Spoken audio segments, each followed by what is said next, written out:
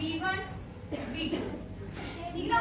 ये चार चीजें सुनिए तो सही। अब ये चार चीजें यदि आपसे बोला जाए कि क्या क्वेश्चन में दी हुई है, तो R1 को यदि आप बोल दो कि अधिकतम है, ठीक ना। R1 अधिकतम दूरी है, कहां से? सूर्य और ग्रह के बीच की अधिकतम दूरी। सूर्य आपका किसी एक फोकस पर है और ग्रह का डिस्टेंस लगातार बदल रहा है, ठीक ना। आप दो पॉइंट्स यहाँ पे सिलेक्ट कर रहे हो, एक अधिकतम वाला और एक न्यूनतम वाला। तो जब आप अधिकतम की बात कर रहे हो तो उस डिस्टेंस को आप R1 ले लो, and that is 4.77 into 10 to the power 12. Is that clear? Metre में दिया हुआ है, मीटर में। फिर सेकेंडली आप देखो कि जो आपके पास न्यूनतम दूरी है वो 6.29 into 10 to the power 11 metre. ये भी आपका किस में है? मीटर में। जब आपका ये अधिकतम दूरी पर होता है तब रैखिक वेग कितना है? 11 पॉइंट, इसी के साथ है भाई, इसी के साथ अधिकतम के साथ रैखिक वेग दिया हुआ है आपको, है ना। 7.78 into 10 to the power 4 metre पर सेकंड। इतनी अच्छी बात है, ये भी मीटर में, ये भी मीटर में, मतलब तीनों ही जो है एक ही आपके कैटेगरी में चल रहे हैं, एक ही पद्धति बोल देते हैं जिसे हम सिस्टम। तो ये भी मीटर और मीटर पर सेकंड। निकालना क्या है आपको? V2 निकालना है, मतलब तब रैखिक वेग जब आपका जो ग्रह है वो न्यूनतम दूरी पर है। अब क्वेश्चन क्लियर हुआ आपको? क्या निकालना, ये चीज क्लियर हो गई ना। न्यूनतम तरीके से आपका जो है ग्रह है परिक्रमा कर रहा है, अधिकतम पर आपको रैखिक वेग दिया है, न्यूनतम दूरी पर रैखिक वेग कितना होगा वो आपको निकालना है, ठीक है ना। कोणीय संवेग संरक्षण का नियम लगा दीजिए, कोणीय संवेग संरक्षण, ठीक ना। लगा दो। कोणीय संवेग संरक्षण का नियम लगा दो। क्या आ जाएगा यहाँ से? MVR इक्वल्स टू नियतांक होता है ना। तब तुलसी, तब MVR इक्वल्स टू नियतांक। अब आगे मैं क्या करूँ? दोनों में MM बराबर है, MVR बराबर है ना, M से कैंसिल हो जाएगा क्योंकि M ठीक है ना। VR तो आगे आपका ये हो जाएगा ना MV1 R1 equals to MV2 R2। यहाँ पर M1 M2 इसलिए नहीं किया गया क्योंकि आपके पास जो ग्रह है चाहे वो न्यूनतम दूरी पर हो या अधिकतम दूरी पर, ग्रह का द्रव्यमान चेंज नहीं होगा, ठीक ना। तो M is cancelled bye M1। जो आपको निकालना है उसके बटे में कर लो और उसको सॉल्व कर लो। अब करके दिखाइए, अब करके दिखाइए और मुझे बताइए कि आंसर क्या आया। आप ही को करना है, ठीक है ना।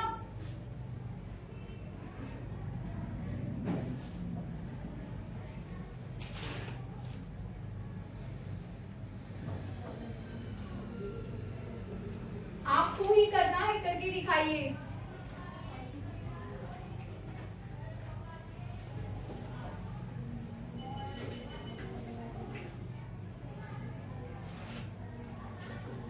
बन जाएगा ना।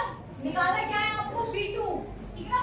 तो V2 इक्वल टू हो जाएगा V1 R1 divided by R2। सबकी वैल्यूज पुट कर दीजिए और सॉल्व कर दीजिए, बन जाएगा।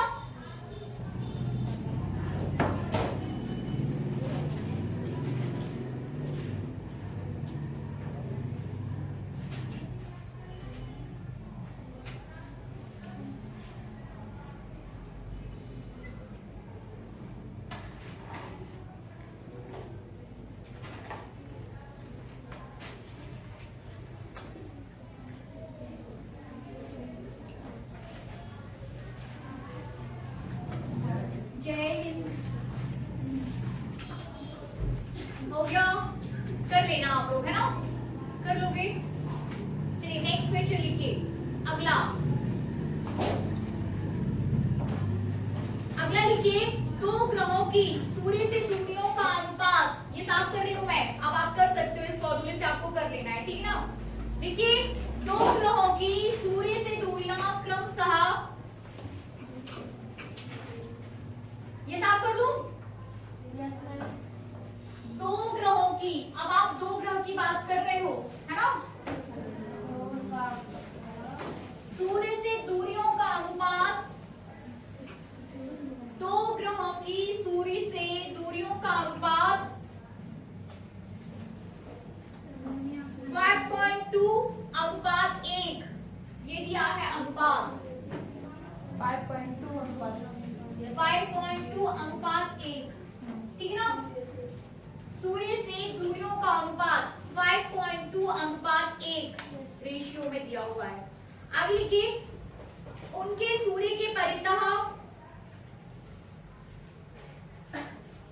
उनके सूर्य की परितः परिक्रमण कालों की तुलना कीजिए।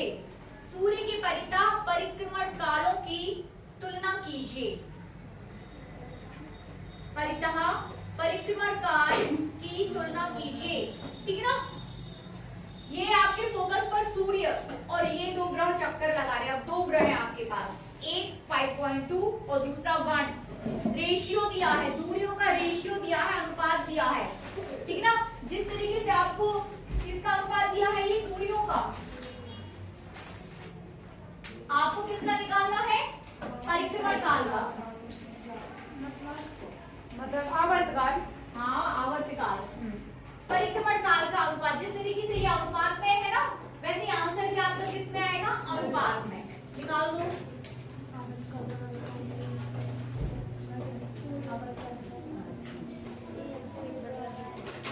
हाँ लगाइए लगाइए, वेरी गुड।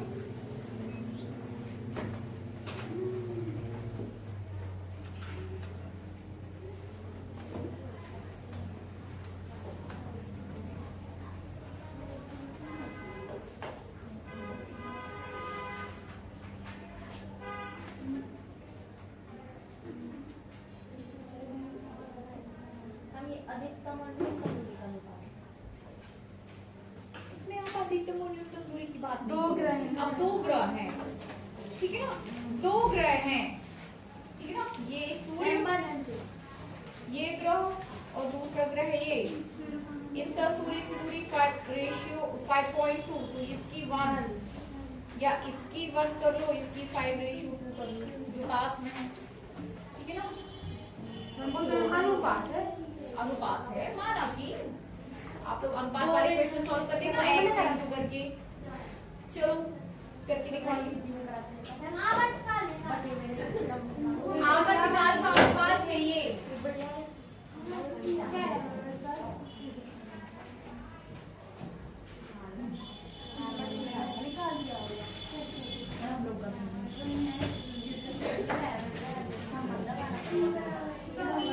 नहीं लग रहे हैं आप लोग।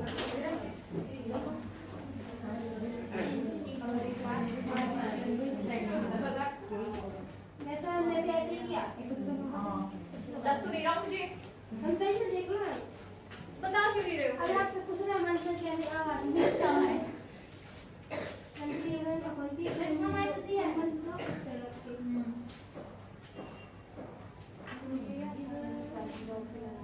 आवर्तकाल निकालना है, इसमें 3 था। ठीक है ना। आवर्तकाल चाहिए आपको, तो T1/T2 इक्वल टू हो जाएगा R1/R2 का होल क्यूब यस सर। 3/2, ठीक है ना, 3/2, या फिर क्यूब करके उसका वर्गमूल निकाल दो। मैथ्स कैसे सॉल्व करेंगे, समझ आ रहा है। अब रख दो R1, रख दो R2, रख दो, तो आपको T1 T2 मिल जाएगा। R1 कितना है 5.2, R1 की जगह 5.2 और इसकी जगह 1। मैं 3/2 कैसे हुआ? कैसे कैसे समझ गए ना, है ना। अनामिका समझ गए। आपको क्या करना है, आप R1 की जगह 5.2 रख दो और R2 की जगह 1 और फिर इसको सॉल्व कर दो, तो आपको T1/T2 मिल जाएगा। निकालना आपको यही है ना। Yes ma'am.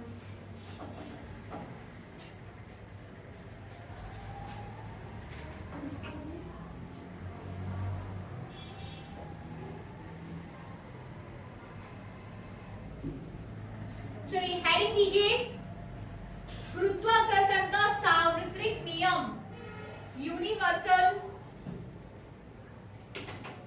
The universal law of gravitation. Heading दीजिए।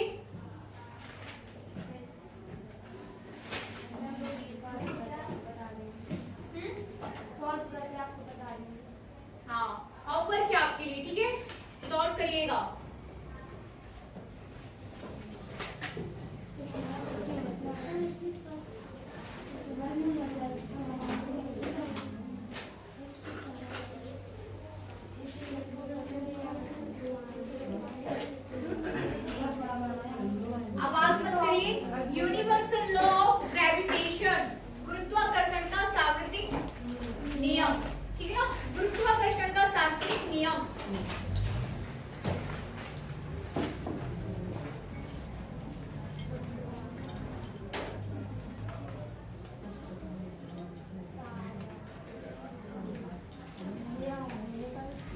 यूनिवर्सल लॉ ऑफ ग्रेविटेशन पढ़ा हुआ है आप लोगों ने? कोई बताएगा मुझे?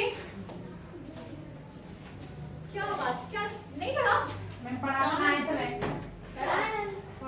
ठीक है, यहाँ ध्यान से सुनिए। यदि दो पिंड, ठीक है ना, आप सभी ये समझते हैं कि यदि दो पिंड है आपके पास और वो दोनों पिंड एक दूसरे से किसी निश्चित दूरी पर है, किसी सीमित दूरी पर है, तो उनके बीच क्या लगता है? बल एक दूसरे को आकर्षित करने की कोशिश करते हैं, है ना? एक दूसरे को क्या करने की कोशिश करते हैं? आकर्षित करने की कोशिश करते हैं। एक पिंड आपके पास ये है, दूसरा ये है। एक का द्रव्यमान m1, दूसरे का m2, और ये दोनों एक दूसरे के साथ r दूरी पर स्थित है, तो उन पर लगने वाला बल F is directly proportional to m1 m2, दोनों पिंडों के द्रव्यमान के गुणनफल के समानुपाती होता है, और बल दोनों पिंडों के बीच की दूरी के वर्ग के समानुपाती होता है। समीकरण 1, समीकरण 2, समीकरण 1 व 2 से m1 समीकरण अपॉन 1 व 2 से f समानुपाती F समानुपाती m1 ठीक है ना, m1 m2 by r square, तो F इक्वल्स टू हो जाएगा आपका G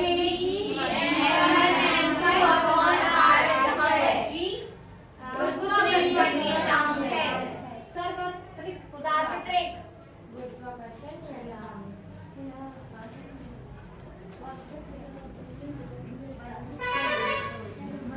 सार्वत्रिक गुरुत्वाकर्षण नियतांक है, ठीक है ना? बन जाएगा? हाँ, लिखना तो पड़ेगा, लिखिए।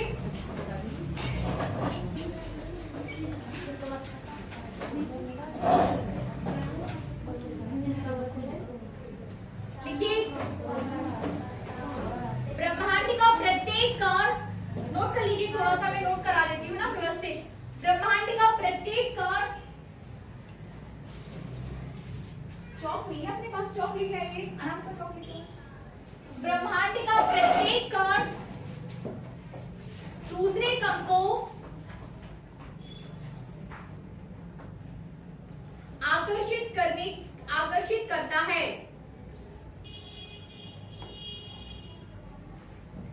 आकर्षित करता है,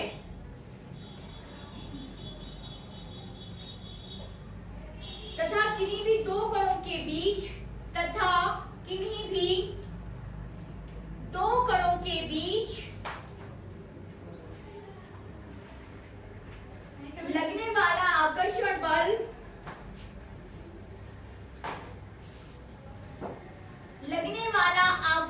बल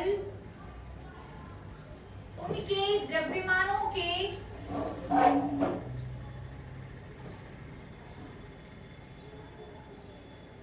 गुणनफल के अनुक्रमानुपाती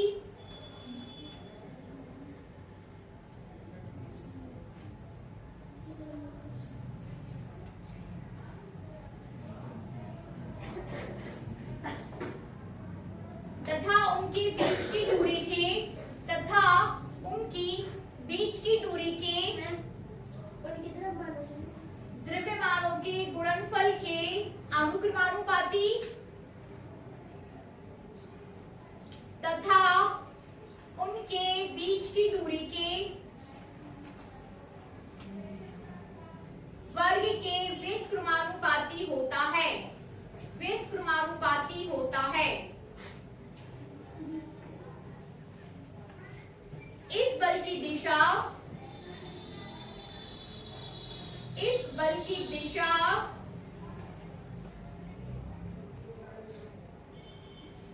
दोनों कणों को मिलाने वाली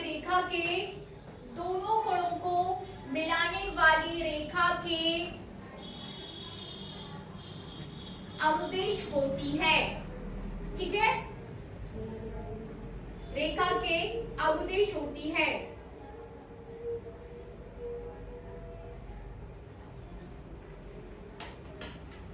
ठीक है ना? दो कणों के द्रव्यमान, पैराग्राफ चेंज करके लिखिए। दो कणों के द्रव्यमान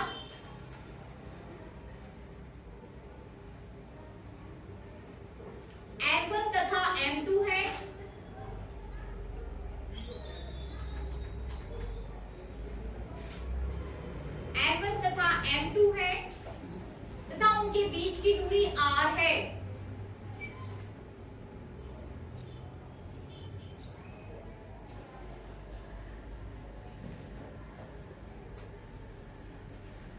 तो उनके बीच लगने वाला बल F, तो उनके बीच लगने वाला बल F, ये सारे यहां से लिखना स्टार्ट करिए। F समीकरण 1 बनाइए, F इज ऐसे बनाइए पूरा, F समानुपाती m1 m2 समीकरण 1 2, ठीक है ना।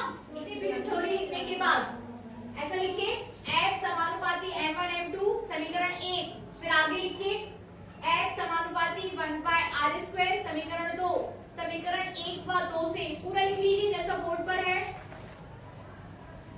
ठीक है ना। यहां तक लेके आइए G एंड G इधर तक लेके आइए, ठीक है ना। F equals to G m1 m2 by r², ठीक है ना। अब आगे लिखिए, यहां तक करने के बाद हो जाए तो फिर मुझे बताइए।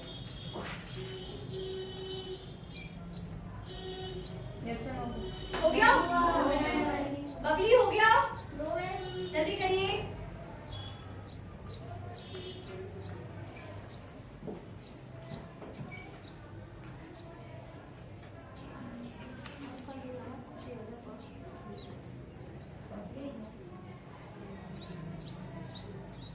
हो गया, सभी को हो गया। अब आगे लिखिए G,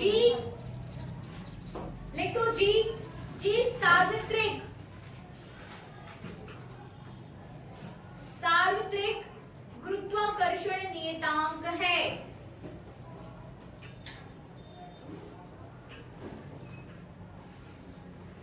ठीक है ना। जिसका मान कौन बताएगा,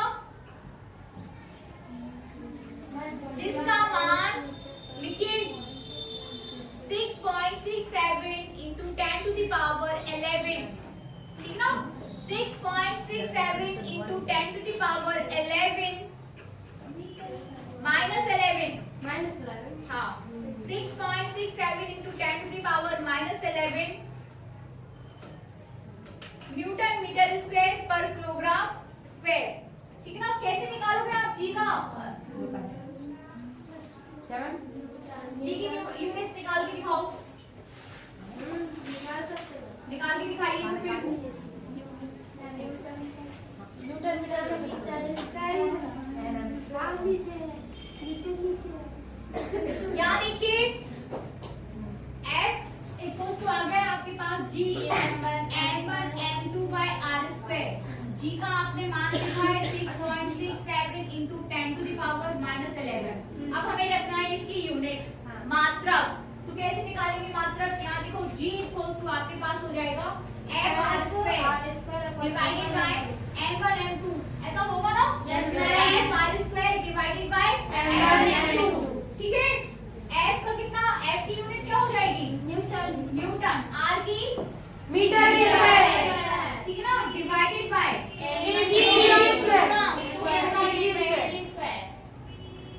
तो फाइनली हमें मिल जाएगा न्यूटन मीटर स्क्वायर पर केजी स्क्वायर, यहाँ आ जाएगा, ठीक है ना।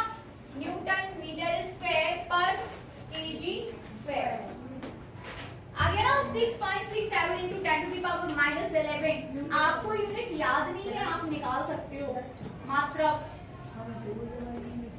ठीक है ना। महक यदि यूनिट आपको याद नहीं है तो फिर आप निकाल लो, है कि नहीं, बनेगा सभी से।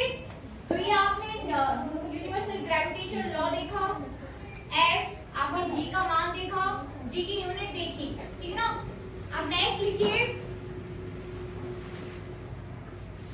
G का मात्रक तो आपने निकाल ही दिया, बताई दिया मैंने कैसे निकालेंगे। आप G का विमीय सूत्र और निकाल दो, G का विमीय सूत्र निकाल के दिखाइए।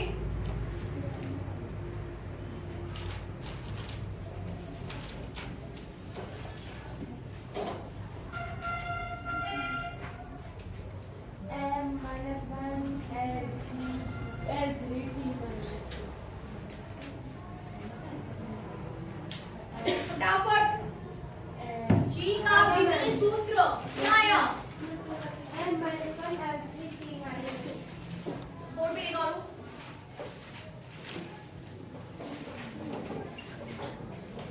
साफ कर दो, निकाल के बताओ।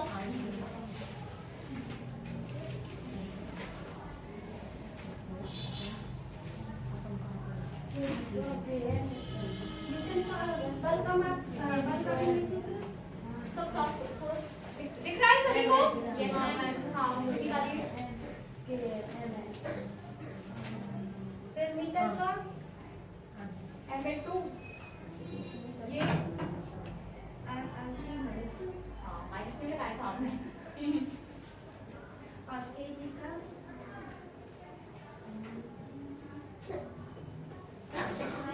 स्क्वायर। नहीं नहीं तो वही तो एक्टिविटीज करनी चाहिए ना कि आपको आना है M minus one। करना है। और यहाँ संदर्भ कर दे समझ में आ रहा है? Yes ma'am. पूछो बच्चों को समझ में आया? जिसको ना समझ में आए तो बता देना कि हमें नहीं समझ में आया। ठीक है? बस दिया गया अनामिका नहीं आया तो बताओ वो समझाएंगी हाँ और क्या उनको एक्सप्लेन करना पड़ेगा। एक आदमी को नहीं आया हमें नहीं आया चलो क्या एक्सप्लेन करो। देखो m यहाँ पे अस्सी और ऊपर लेके जाएंगे और m का तो ये क्या हो जाएगा m -2 गुणा ये समान है तो ये दो प्लस हो जाएंगे तो m +1 -2 तो क्या होगा -1 होगा तो m -1 और कुछ पूरा बताओ। पूरा नहीं समझाया है अच्छे से समझा तुम उसे समझाओ। कितने बच्चे आए आज अपने यहाँ? तुम फटाफट काउंट करो। मैं 18। सिंपल बात है गुणा में से 2 जाती है ये ऊपर जाएगा तो -2 हो जाएगा और m +1 m -2 हो गया m -1 आ जाएगा ये भी सेम है गुणा में से जुड़ जाती है तो इसके पर बात की घात इसके पर 2 की दोनों प्लस होके 3 आ जाएगा और t के ऊपर -2 की है तो -2 की ही रहेगी ऐसे कर दो ये नीचे वाले एम को वहां बड़ा में कर दो -2 आ जाएगा इसको जल्दी समझ में आएगा। हम समझाए -1 और प्लस हम समझाए +1 और -2 होके दो घट जाएंगे तो -1 आ जाएगा। ऐसे में जल्दी समझ में आएगा। पहले एल स्क्वायर का एल वो कर दो बता दो ही किसका क्या लिखा है। एल स्क्वायर का लिखते जा रही बता हम बताएंगे हम बताएं आप m को सिर्फ ऊपर लेके गए एल स्क्वायर एम ये कौन सी होता हम बताएं से लिखी है क्या है चलो अच्छा हाँ कौन कितने अच्छे से समझा रहा है सबको मौका मिलेगा पर ये आपका हो गया। हाँ आइए कौन कितने अच्छे से एक्सप्लेन कर सकता है और जिसको ना समझ में बता देना। पूरा साफ कर दो पूरा साफ पूरा साफ कर दो। और चीज है और बड़ी बनाई समझ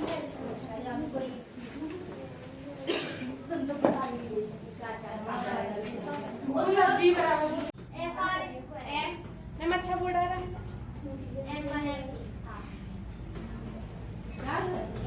ये ठीक है नहीं अब f बराबर m होता है सबको पता है m का होता है डायरेक्ट m और a का होता है lt -2 ठीक है lt -2 ठीक है। अब आगे r स्क्वायर r दूरी है तो दूरी के स्क्वायर मतलब l का स्क्वायर अपॉन m1 एक द्रव्यमान है और m2 भी द्रव्यमान है मतलब m के ऊपर 2 की पावर हो जाएगी ठीक है।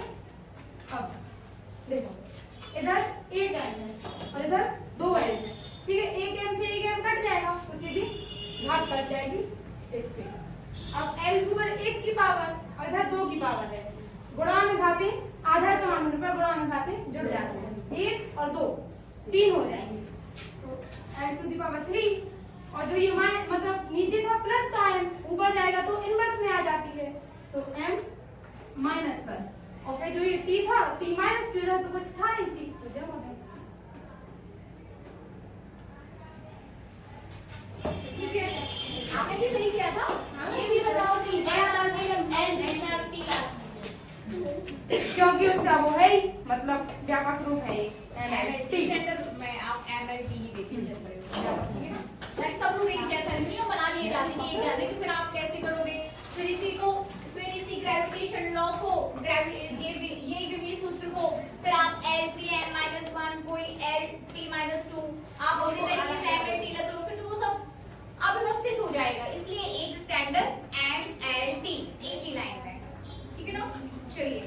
अब आगे किसी और को भी करना है क्या? अच्छा समझा दिया मैंने। है ना, अब आगे बढ़ते हैं।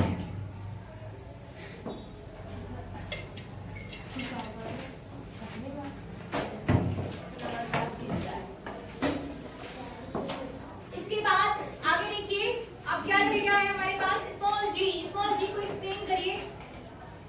एक बार गुरुत्वीय त्वरण बंद करके चालू करो। गुरुत्वीय त्वरण बंद करके फिर चालू करना, ठीक है? गुरुत्वीय त्वरण हेडिंग दी कैपिटल जी, ठीक ना? इसी के साथ अब आप देखोगे गुरुत्वीय त्वरण। हाँ,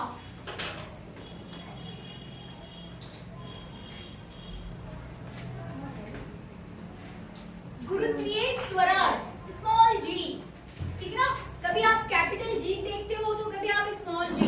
तो कैपिटल जी आपका नियतांक है, गुरुत्वाकर्षण नियतांक, लेकिन जी क्या है? गुरुत्वीय त्वरण। गुरुत्वीय त्वरण, गुरुत्वीय त्वरण क्यों नाम दिया गया इसे? क्योंकि ये आकर्षण बल के विरुद्ध, आकर्षण बल के मतलब विरुद्ध या उसके साथ काम करता है त्वरण। यदि किसी वस्तु को आप ऊपर से नीचे, नीचे से ऊपर फेंकते हो तो फिर वो एक त्वरण के साथ नीचे आती है, ठीक ना? आकर्षण बल के साथ, मतलब पृथ्वी उस पर आकर्षण बल लगा रही है, ठीक ना? तो जब आप पृथ्वी के आकर्षण बल के सानिध्य में काम करते हो, ठीक ना? आप अपने बल की बात नहीं कर रहे हो, आप किसकी बल की बात कर रहे हो? पृथ्वी के आकर्षण बल की बात। गुरुत्वीय बल की आकर्षण, गुरुत्वीय बल के सानिध्य में जो त्वरण आपका काम करेगा, दैट इज गुरुत्वीय त्वरण, ठीक ना? गुरुत्वाकर्षण बल के सानिध्य में, गुरुत्वाकर्षण बल के सानिध्य में आप यदि गति कर रहे हो तो आपके अंदर जो त्वरण उत्पन्न होगा दैट इज जी, स्मॉल जी, और उसकी वैल्यू कितनी होती है? 9.8 मीटर पर सेकंड। 9.8 मीटर पर सेकंड स्क्वायर, ठीक है ना? 9.8 मीटर पर second square. Is that clear? बनेगा सभी से? थोड़ा सा 2 लाइन इसमें नोट कर लीजिए आप लोग, लिखिए।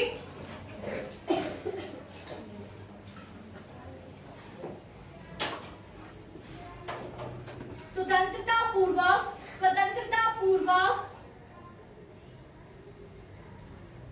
नीचे गिरती वस्तु का त्वरण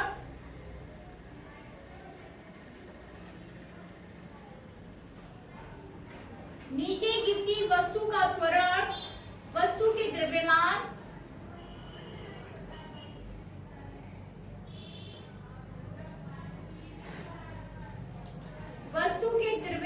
उसके आकार तथा उसकी आकृति पर निर्भर नहीं करता है, तथा उसकी आकृति पर निर्भर नहीं करता है। इस त्वरण को गुरुत्वीय त्वरण कहते हैं, ठीक है ना? चाहे आप वस्तु को ऊपर से नीचे फेंको, चाहे नीचे से ऊपर, ठीक है ना? आगे देखिए, विराम अवस्था से स्वतंत्रता पूर्वक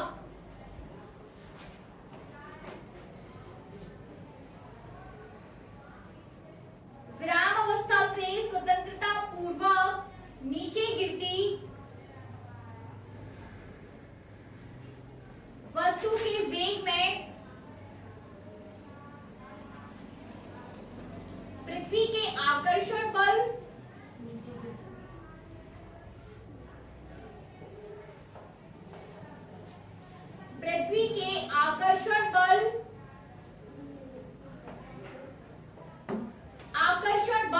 नीचे गिरती वस्तु के वेग में आकर्षण बल, ठीक है ना? आप क्या कर रहे हो? विराम अवस्था से वस्तु को आपने नीचे फेंक दिया, ठीक है ना? तो उसके वेग में वस्तु नीचे गिर रही है तो उसका वेग कुछ ना कुछ तो होगा, वेग में परिवर्तन भी होगा, ठीक है ना? परिवर्तन कब तक नहीं होता है? जब तक बाह्य बल ना लगाया जाए। आप कौन सा यहाँ पे बाह्य बल लगेगा? गुरुत्वाकर्षण बल, ठीक है ना? आपने वस्तु को फेंका, वस्तु नीचे गिर रही है, स्वतंत्रता पूर्वक छोड़ा, वस्तु नीचे गिर रही है, स्वतंत्रता पूर्वक गति कर रही है, ठीक है?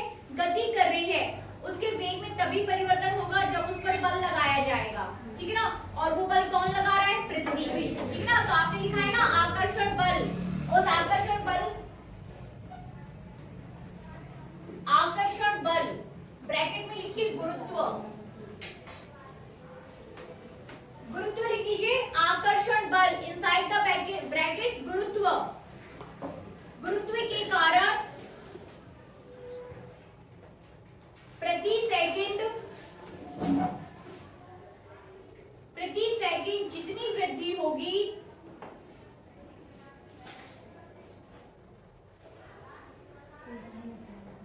जितनी वृद्धि होती है या जो त्वरण उत्पन्न होता है, जो त्वरण उत्पन्न होता है उसे गुरुत्वीय त्वरण कहते हैं। ठीक है ना, जो त्वरण उत्पन्न होता है उसे गुरुत्वीय त्वरण कहते हैं। ठीक है ना, इसे g द्वारा प्रदर्शित किया जाता है, इसे स्मॉल g द्वारा प्रदर्शित किया जाता है और g का मान 9.8 मीटर पर सेकंड स्क्वायर होता है। ठीक है ना, 9.8 मीटर पर सेकंड स्क्वायर होता है। इसके साथ ही देख लो 9.8 मीटर पर सेकंड स्क्वायर। ठीक है ना, अब इसका विमीय सूत्र नहीं जो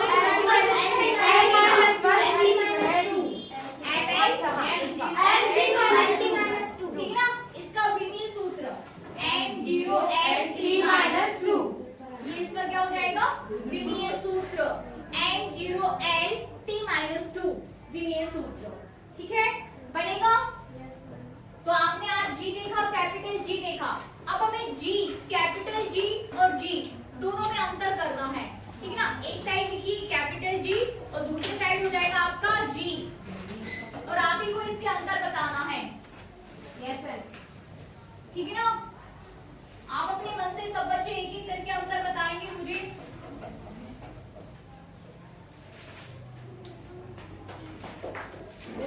आप खुद बताइए, हम नहीं बताएंगे।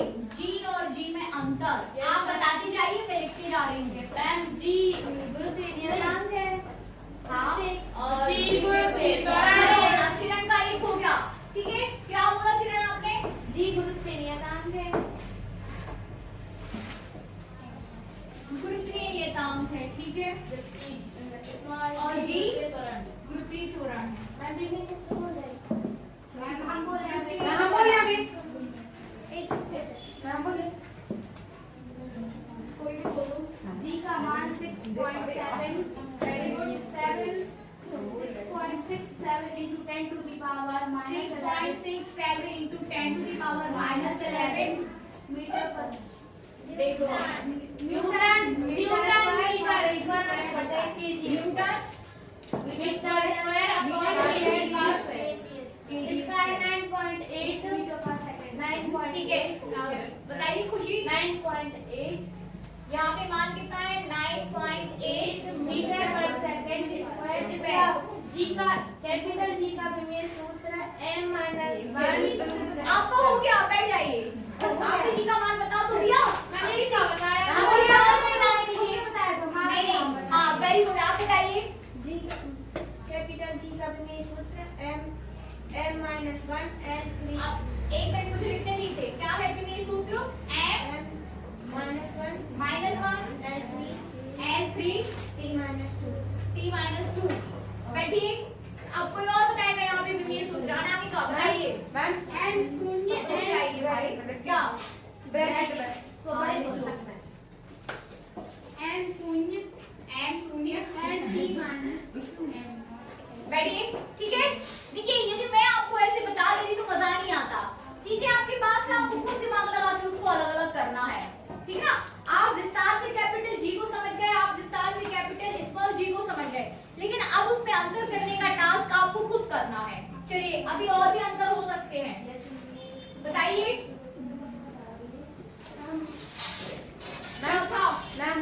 हाँ बताइए। इसका ऐसा ही मात्रक न्यूटन न्यूटन मीटर हम स्क्वायर बात कर सकते हैं। ठीक है ना, इसका ऐसा ही मात्रक न्यूटन मीटर स्क्वायर पर किलोग्राम स्क्वायर, और यहाँ पे मीटर पर सेकंड स्क्वायर। ठीक है ना, मीटर पर सेकंड स्क्वायर। मैम ऐसा हो सकता है कि गुरुत्वीय नियतांक ब्रह्मांड की प्रत्येक वस्तु पर होता है, काम होता है, लेकिन पृथ्वी त्वरण तो सिर्फ पृथ्वी पर होता है। पृथ्वी द्वारा लगाया जाता है। क्या कह सकते हैं कि आकर्षण बल पर निर्भर करता है? और जी कैपिटल जी नहीं करता है, लिख सकते हैं। यहाँ देखिए, कैपिटल जी अदिश राशि है। ठीक है ना, कैपिटल जी क्या है? अदिश राशि। ये आपकी अदिश राशि है, अदिश। और ये क्या हो जाएगी? सदिश। आप जानते हो कि ये कैसी राशि होती है? सदिश। ठीक है ना? एक अदिश राशि और दूसरी कैसी राशि हो जाएगी आपकी? सदिश राशि। लिख लीजिए यहाँ तक।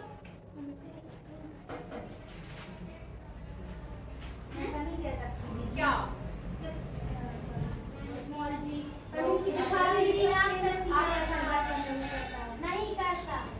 इसलिए दोनों आकर्षण बल से ही आए हैं, दोनों ही। चाहे आप कैपिटल जी की बात करो, एफ के साथ रिलेशन रखता है ना, और स्मॉल जी भी आपका एफ के साथ रिलेशन रखता है। ये क्या है? आप कुछ बोल रहे थे अभी, मान कर रहे थे ना? हम वो कह रहे थे कि ब्रह्मांड के प्रत्येक पिंड पर परिभाषा में नहीं देखा था, ब्रह्मांड के प्रत्येक कण पर एक दूसरे पर जो बल लगाते हैं वो गुरुत्व नियतांक है, पर जो गुरुत्व त्वरण है उसके बाद पृथ्वी लगाते हैं।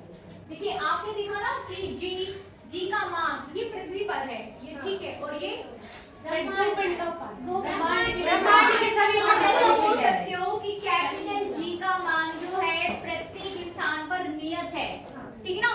कैपिटल जी जो है आप इसका मान प्रत्येक स्थान पर कैसा है? नियत है। लेकिन ये जो स्मॉल जी है भिन्न भिन्न स्थानों पर भिन्न भिन्न, भूमध्य रेखा पे कुछ और होता है, कर्क रेखा पे कुछ और होता है, उत्तरी ध्रुवों पे कुछ और होता है, ठीक है ना?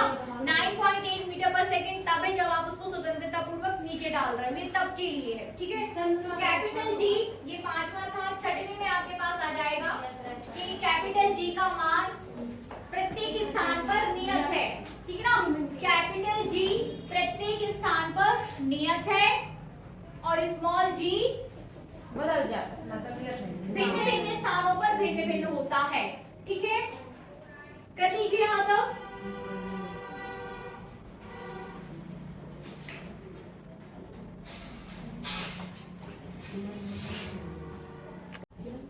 नेक्स्ट टॉपिक है हमारे पास कैपिटल जी व स्मॉल जी में संबंध। अभी तक आपने जी को परिभाषित किया, आपने स्मॉल जी को परिभाषित किया, दोनों के विमेय सूत्र, दोनों की मात्रक, ठीक है ना? सारी चीजों को आपने देखा। जी और जी में आपने अंतर भी देखा कि कैपिटल जी और स्मॉल जी में अंतर क्या है। लेकिन अब आपको क्या करना है? कैपिटल जी और स्मॉल जी में संबंध स्थापित करना है। इसको देखिए ध्यान से, बहुत इजी है, बिल्कुल भी टफ नहीं है, ठीक है? दो पिंड है आपके पास, दिस एंड दिस, ठीक है ना? पिंड क्या है आपके पास? दो है कि नहीं? एक को आप पृथ्वी बता दो और दूसरे को ग्रह बता दो। Is that clear? एक को आप क्या बोलोगे? पृथ्वी, दैट इज कैपिटल है, और दूसरा क्या है? ग्रह, ठीक है ना? कि पृथ्वी के चारों ओर कोई उसका दूसरा उपग्रह उसके चारों ओर चक्कर लगा रहा है, तो उसका द्रव्यमान हो जाएगा स्मॉल m, ठीक है? Is that clear? बनेगा यहाँ तक? फिर यदि हम बात करें कि दोनों के बीच का डिस्टेंस क्या है? r, दोनों के बीच का डिस्टेंस क्या है? r, is that clear? अब यदि हम इन दोनों के बीच के गुरुत्वाकर्षण बल की बात करें तो वो कितना हो जाएगा? Capital F equals to G m small m upon r square, ठीक ना? Capital F small m by r square, ठीक है ना? इक्वेशन फर्स्ट, ठीक है ना? बट यदि यही पिंड पर यदि आप त्वरण की बात करो तो वो कितना है? स्मॉल जी, तो वहां पे त्वरण के द्वारा लगने वाला बल कितना हो जाएगा? पिंड पर, ठीक है ना? ग्रह पर या हम दूसरे किसी ग्रह पर या पिंड पर बात कर रहे हैं, पिंड पर, ठीक है ना? दोनों के बीच आपने क्या देखा? गुरुत्वाकर्षण बल, और यदि वही पिंड गुरुत्वाकर्षण बल की विरुद्ध गति कर रहा है तो वहां पर त्वरण कितना हो जाएगा? जी, तो उस त्वरण के द्वारा लगने वाला जो आकर्षण बल है अब F कितना हो जाएगा?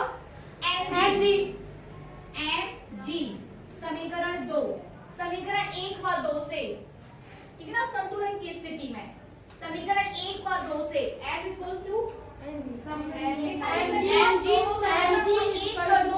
then G mg upon r square equals mg, तो क्या हो जाएगा? ऐसे हो जाएगा, तो small g equals to g upon r square,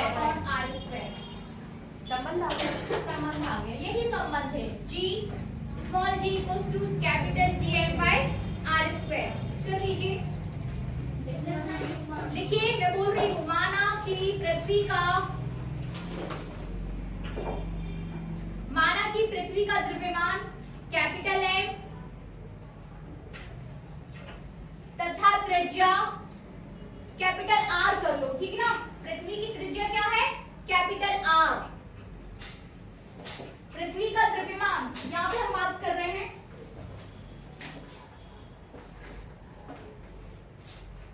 पृथ्वी का द्रव्यमान कैपिटल M और त्रिज्या, पृथ्वी की त्रिज्या की बात कर रहे हैं, ठीक है ना, दैट इज कैपिटल R। आगे लिखिए,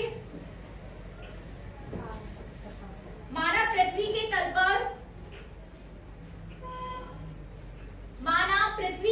पर द्रव्यमान M की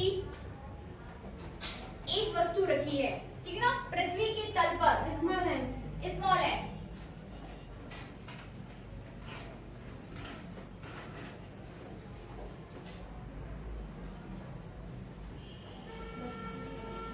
स्मॉल m की वस्तु रखी है पृथ्वी के तल पर, स्मॉल m की वस्तु रखी है।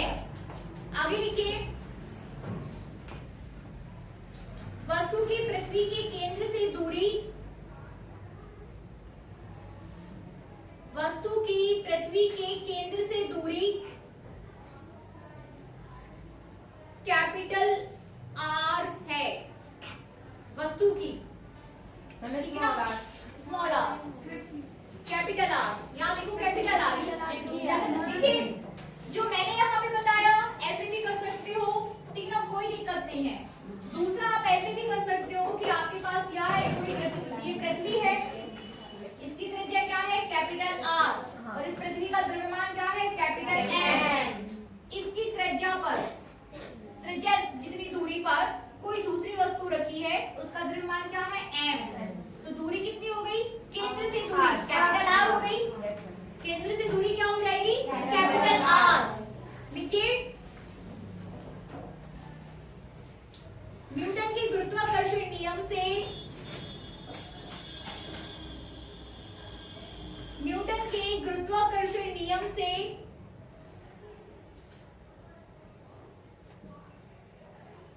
पृथ्वी के कारण वस्तु पर लगने वाला बल,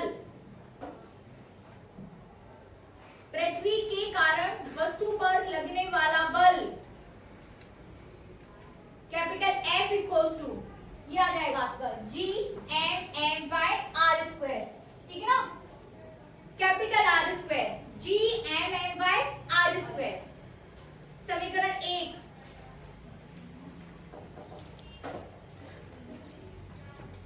यदि गुरुत्वीय त्वरण G हो तो, यदि गुरुत्वीय त्वरण स्मॉल g हो तो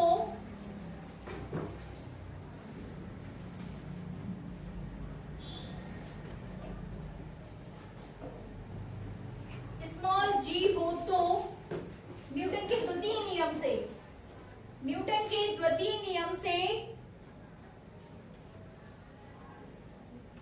F इक्वल्स टू mg, ठीक है ना, F equals to mg, mg कर दीजिए समीकरण 1 व 2 से, समीकरण 1 व 2 से, ठीक है ना, समीकरण 1 व 2 से आपके पास आ जाएगा। पहले ये करिए, G(m)m)y capital R² equals to mg, m से m को कैंसिल करो, then G equals to G(m)m)y(r²), ठीक है ना, साफ कर दूं ये, यही संबंध सभी बच्चे कर ले, फिर अपन आगे बढ़ते हैं।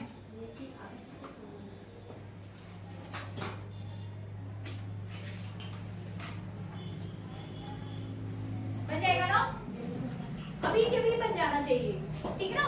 कैसे किया मालूम, F इक्वल्स टू G(m)m)y(r²) और F इक्वल्स टू mg, तो mg दोनों को बराबर में कर दो और सॉल्व करो, है ना। देखो ये बात साफ कर गए।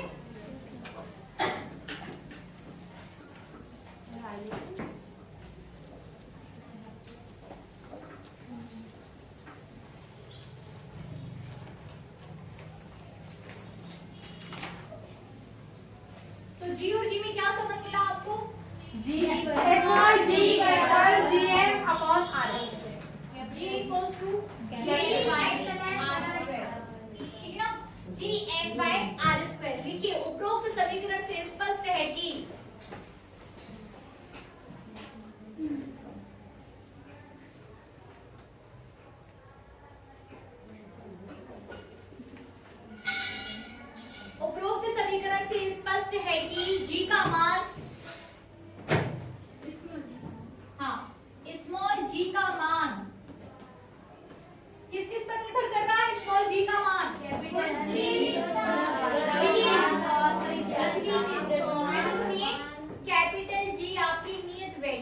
इसमें द्रव्यमान भी नहीं है। आर स्क्वायर का पता है आर अरे मतलब पृथ्वी के लिए है, शुक्र के लिए कुछ और रहेगा, ठीक ना। तो जी का मान m तथा m तथा r दूरी पर निर्भर करता है, ठीक है। लिखिए जी का मान पृथ्वी की द्रव्यमान m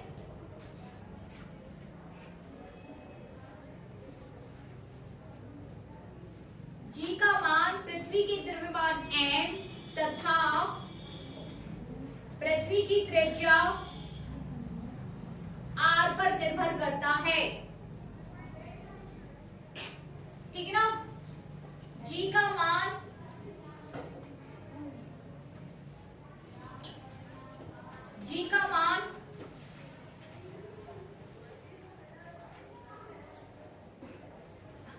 किस पर निर्भर नहीं करता, जी पर निर्भर नहीं करता। जी का मान वस्तु के द्रव्यमान, देखिए आपका स्मॉल m कट गया था, याद करिए। तो जी का मान वस्तु के द्रव्यमान पर निर्भर नहीं करता। ये आपका ऑब्जेक्टिव का क्वेश्चन है कि किस किस पे निर्भर कर रहा है, m पर और r पर m पर निर्भर नहीं कर रहा, ठीक है ना। कैपिटल है पृथ्वी की द्रव्यमान और आपका r पृथ्वी से त्रिज्या की दूरी, मतलब पृथ्वी की त्रिज्या कैपिटल R, इन दोनों पॉइंट पर निर्भर करता है, लेकिन स्मॉल m पर निर्भर नहीं करता, ठीक है ना। अब अपन कल ही पढ़ते हैं बाकी का, मजा नहीं आ रहा।